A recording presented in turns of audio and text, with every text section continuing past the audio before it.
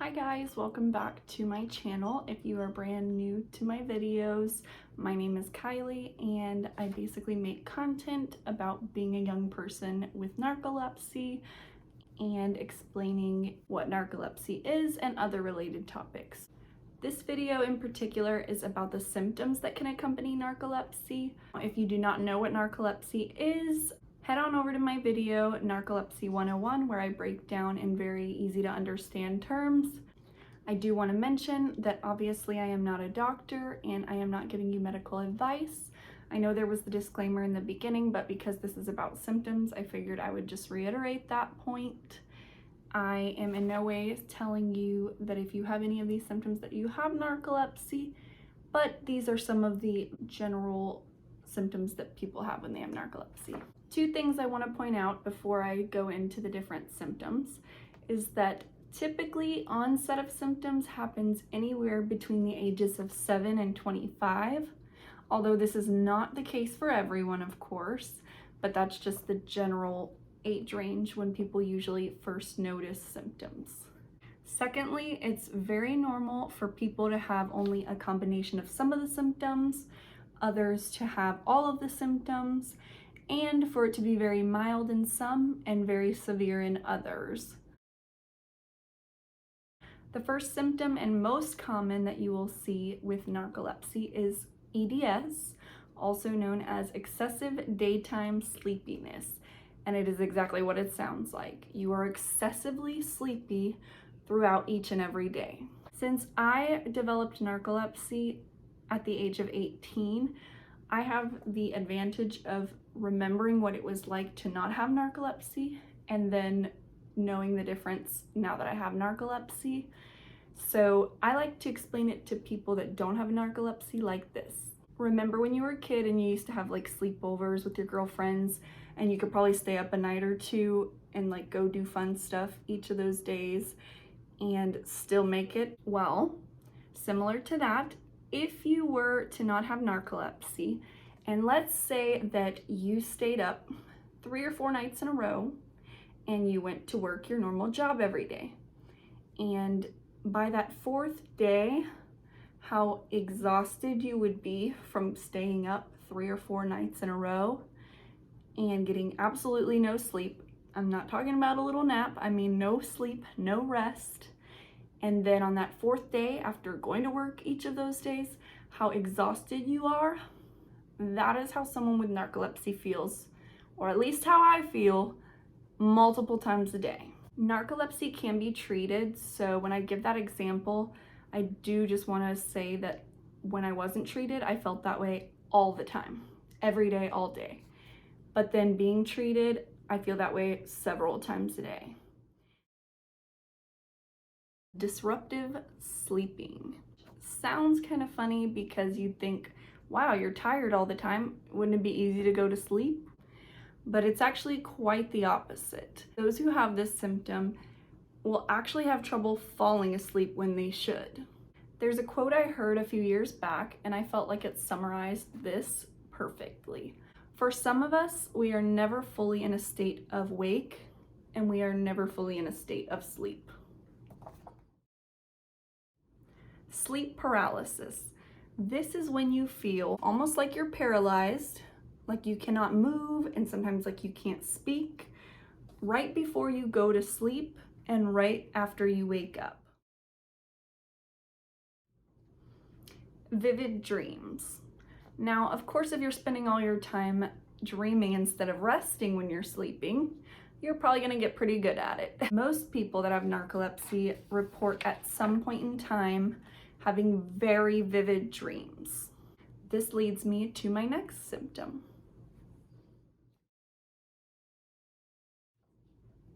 Hallucinations. This is more common when you are not being treated for your narcolepsy because, as you can imagine, the more time you go without resting, the more likely you are to hallucinate. Now, those vivid dreams we just talked about kind of carry over into your wake life, and it can be pretty scary. A significant gain or loss in weight. This usually happens at the onset of symptoms, So when you first start having symptoms, you may notice that you lost a significant amount of weight or you gained. Cataplexy, my least favorite. This is one that is interesting for me to explain to people, but it's the one that bothers me the most. This is basically a condition where you lose muscle tone anytime you experience strong emotion or laughter. Say you see your girlfriend at the mall that you haven't seen in years. So excited you're gonna run up and give her a hug. Somebody with narcolepsy who has cataplexy as one of their symptoms would be experiencing cataplexy hardcore at that moment because it's so much emotion, it's like so much excitement, it's like that's when you would feel it. One analogy that I love to use that I think is a great visual to show you what it feels like is think about a marionette. Those are the puppets that are held up with the wood and the strings, okay? So here's your wood, here's the strings, and here is you. You're the puppet. On a normal day, here you are, just feeling nice and sturdy and strong, but then you feel that strong emotion, or you're laughing really hard, or you're really upset about something, and it almost feels like someone just lets go of that string and down you go. Like you lose muscle tone. Like that's the best way I can explain it visually for you. I do want to note that out of the people that do experience cataplexy, for some, they can feel like, ooh, it's just like this weird feeling inside, almost like I feel weak, or maybe I need to hold on to something. Or for others, it could be super severe where you literally like fall to the ground or feel like you're about to fall to the ground. So some people can have it very mild and say maybe they only get it like once or twice a week, whereas others can feel it super easy. Every time they laugh, they might feel like they're gonna fall to the ground. And the last thing I'll say about cataplexy is that, in my opinion, it is pretty relentless for at least some of us that have it. And what I mean by this is that it doesn't have a limit to how many times a day it can happen. It can happen 1 to 1,000,000 times a day. So for those of you that do experience cataplexy, I feel you. Moving on to moodiness. Imagine going anywhere from weeks to years without quality rest at night. It isn't that far-fetched to think that someone may be a little more moody than someone who does get rest. If you are the person with narcolepsy and you catch yourself being moody, give yourself some grace. Nobody's perfect. No one on the outside knows what you're feeling but you. That's not to say go around and be a a-hole and just be blaming it on your narcolepsy. But when you realize that you're being moody, take a second, cool off. Again, you're not perfect. Apologize. You don't have to tell me you have narcolepsy if you don't want to. That is all up to you. But my point is, don't beat yourself up. Put the good people in your life that will understand what you're going through and will forgive you for those little things. And if it's someone that doesn't understand, maybe they don't need to be in your life. I am going to have a video that is all about how narcolepsy affects relationships, and that is not just your significant other, but your coworkers, your friends, your family members. Whether you're the person with narcolepsy or you are the loved one of somebody with narcolepsy, maybe get a couple tips on how to better navigate this person's symptom of moodiness that they probably have because of their narcolepsy. Ignore the change in outfit. I forgot this symptom and I had to include it. So I'm hopping on here to add this part. It is called automatic behavior. And if you Google that, it basically just says that a person continues to function and or talk while being half asleep and then wakes with no memory of doing so. This one I'm going to actually describe based on my own experience. For me in particular, automatic behavior is basically what happens when my body tries to tell me, hey, we need to close our eyes and actually fall asleep, even if it's for 5 seconds. And if I do not do that, I go into automatic behavior. And my eyes are like literally trying to close, and I'll just be kind of like,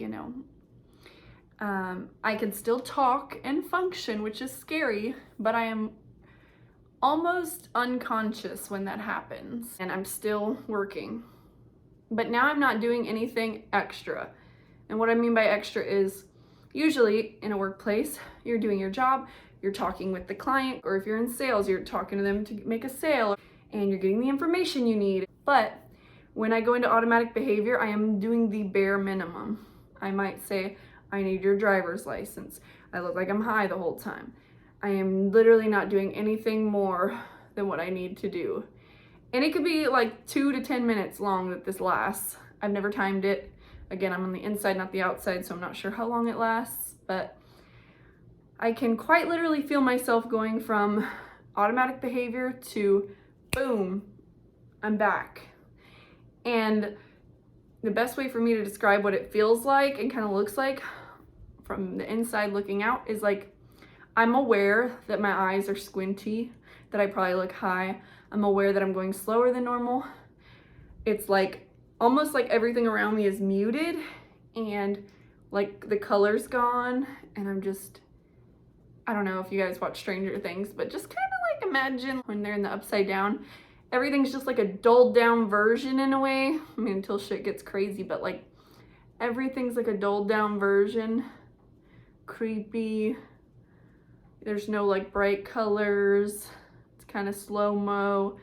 And then boom, I'm back into it. My eyes, I can literally feel them open back up. I can see color. I can hear the background noises of people talking in the lobby again. And I can be way faster now. And there have been times where I can literally see the person that I'm helping notice that I just snapped back into it or whatever. And I don't know what they're thinking, if they're thinking I'm high or what. But it is embarrassing, and I will say I've never had anyone actually say anything about it. That's probably just them being polite, which I appreciate, because who has time to explain everything, right? So that's automatic behavior in a nutshell from my experience. It's not the same for everyone, but that was an interesting and important one that I wanted to make sure to include in this video. Depression. This is something that you can experience with narcolepsy, whether you are diagnosed or undiagnosed, whether you are treated or not treated, and whether your symptoms are severe or not. I do want to take a few moments to point out some of the reasons that people may be experiencing depression with narcolepsy, whether you are diagnosed or undiagnosed. Imagine that you are experiencing a change within your body and your mind, and it is affecting your ability to socialize, your ability to drive, your ability to work, and nobody else can see this. Only you can feel it. Now imagine that it's getting worse by the day, and you have no idea what's happening to you. It's not only a scary feeling, but it's also easy to start feeling hopeless. People around you might start thinking that you're being lazy because they can't see what's wrong. For those of you who have health insurance and are dealing with this, yes, it is possible to get a diagnosis and a solution to your health crisis sooner, but let's say you don't, okay? Let's say that you don't have health insurance and now you're feeling so bad that you can't even work. Or you can't even drive. Now you're not making money. Now everyone thinks you're lazy, and it is very disheartening. You can barely even get to the doctor because you can't afford to pay for health insurance. You can't afford to pay for these hefty doctor bills to figure out what's going on with you. I'm pretty sure that your plan for life did not include you having to deal with this health crisis or to have narcolepsy. It's easy to question everything: your career, your relationships, your life. You may feel like giving up, and if this is you right now, please don't feel alone.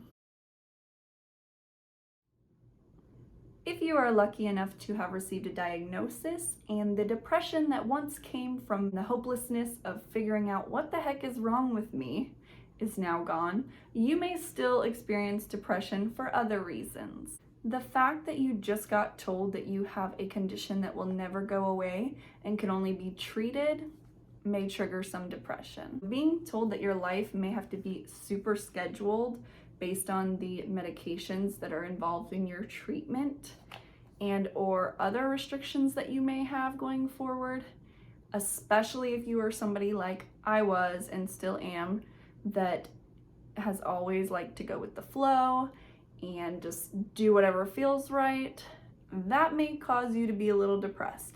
Okay, so you got your diagnosis, and let's say that you are being treated for your symptoms. More than likely, it is helping, but not 100%. So your symptoms are probably still affecting your work opportunities, your social life, etc. And this can cause not only depression, but anxiety. For example, let's say one of your symptoms causes you to need to take breaks at work. And you know how most jobs are. You get your lunch break and that's about it. And some other jobs you may get like a small break in the morning and a small break in the afternoon. But for those of you that have these symptoms, know that it comes when it's not convenient. Your symptoms are not waiting for your break time. They're gonna happen whenever and as often as they'd like. And one of the last likely reasons why you could experience depression, even though you're diagnosed, is one of the biggest things that annoys me about having narcolepsy. And that is what I call the triangle of frustration. Doctors, pharmacies, and insurance companies. If you have ever dealt with the triangle when it comes to medications that are not tier 1, 2, 3, 4, I'm talking not on the charts, and nobody wants to approve you for it. You know that it is a pain in the you know what. And you probably know firsthand how hard it is to get things done. Because even if you have a great doctor like I do, you still have to deal with the turnaround times and the requests and the requirements from health insurance companies, pharmacies, and they are all different and they don't always communicate well with each other. When we're talking about a medication that literally improves the entire quality of your life, it's detrimental. And if you go without your medication because something in the triangle of frustration messes up, it is easy to lose hope and get depressed. You feel like nobody cares, and it's like everything's out to get you, or it's all set up so it can be complicated. You start to feel like if it can go wrong, it will, and it's hard to be positive. This treatment quite literally gives you a good quality life, and if you suddenly don't have it for days, you're gonna go backwards so quickly.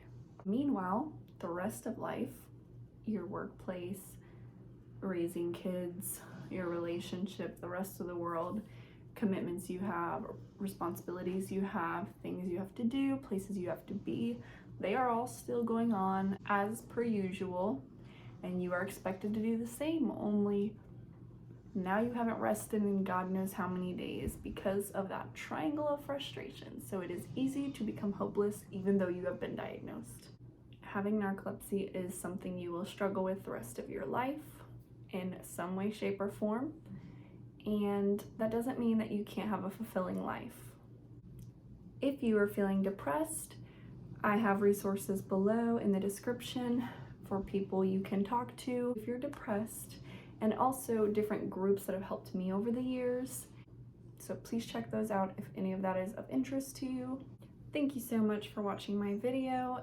If you or your loved one has narcolepsy and would like to share their story, please send me an email. The address is below in the description. It is also always in the About section of my channel. Write out your story if you like, and I would love to share it anonymously, of course, to kind of help spread awareness about narcolepsy and also to maybe help someone relate to your story. As always, I appreciate you taking time to hear what I had to say and hopefully get a little better understanding on narcoleptic symptoms. And if you're feeling compelled, you can subscribe to my channel and or like this video and share it with somebody that you think may benefit from it. And that's all for today. Thank you so much and have a great rest of your day or night.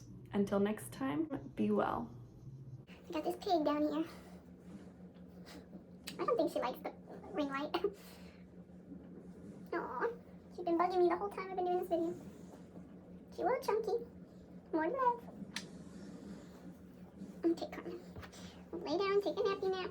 I'll be done soon.